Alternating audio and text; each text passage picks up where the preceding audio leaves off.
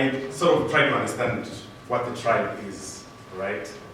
And from what I took is a tribe is a group of people who are united by one specific goal of some sort, right?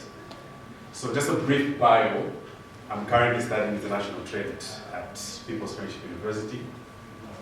I'm a finance management consultant at Change Frontier. It's a consultancy firm in London.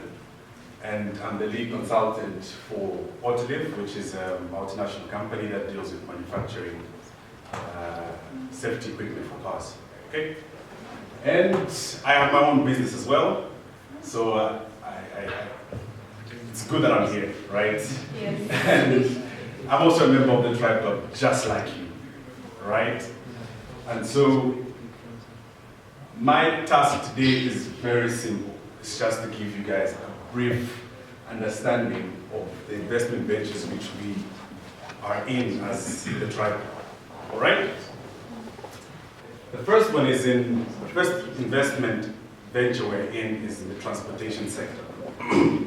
Now, I was in Zambia a few months ago, right? And trust me, Yango is doing big, right? It's got into the transportation sector in a way that it's crushing other taxi businesses, all right? I don't know if you've heard people from Zambia saying this, that taxi drivers are somehow attacking Yango drivers when they come to City Market and all these things, because they're stealing their business, right? But you know there's a saying, if you can't beat them, join them, right? So this is what we are doing. We are buying taxis, right? And partnering with Yango, okay? Under the subsidiary name Urban Drive, right? For those who might not know, I'm trying to make it as simple as possible. I'm not going to use any jargon here. For those who might not know what a subsidiary company is, it's like a daughter company, right? It's more of like you have a parent company, which is the Tribe Club, right? And the Tribe Club has got a child.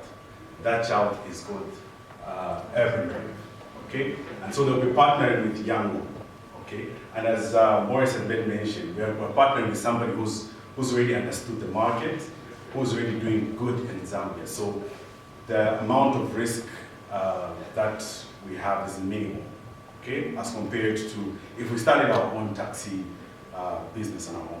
Okay, make sense? Yes. All right. So then we have future plans of going into the truck transportation services business, okay, as well as the delivery services business. So now these are future ventures, but I want to make mention of the fact that this taxi business is already going on. This is something that's already registered. All right? Okay. Next, we're going into agriculture. Okay?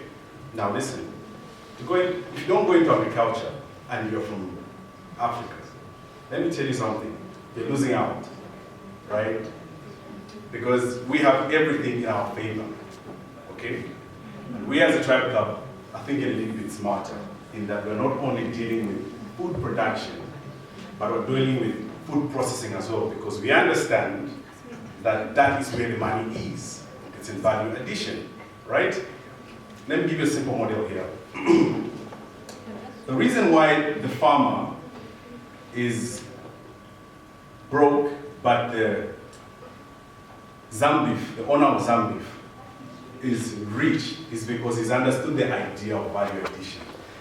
The business where it's easy to mechanize the process is where the money is. Okay?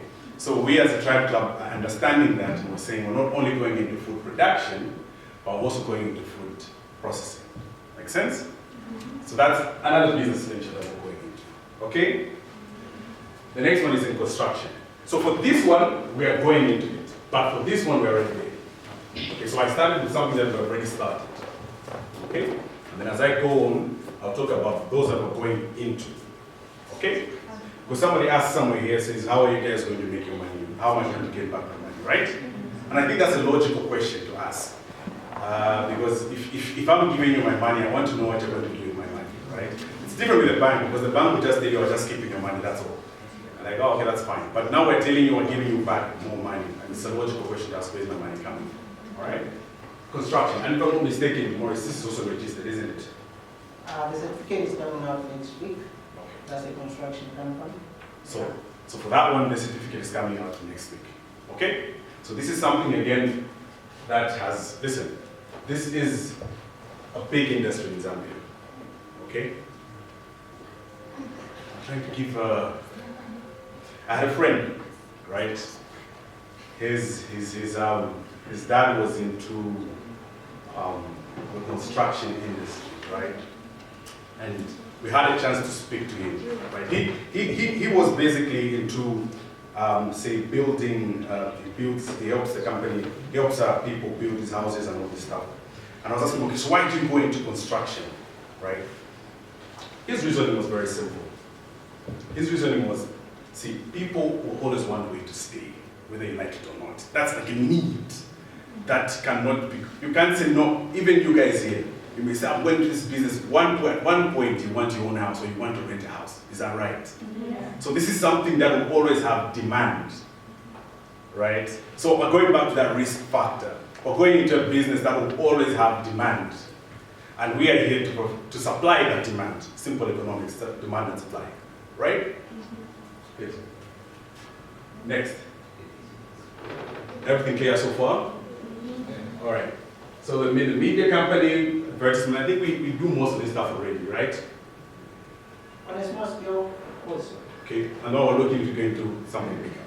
Okay, so advertisement, digital media, broadcasting, nothing complex here. All right, and finally, so now this is something very important. Again, we are a tribe, right?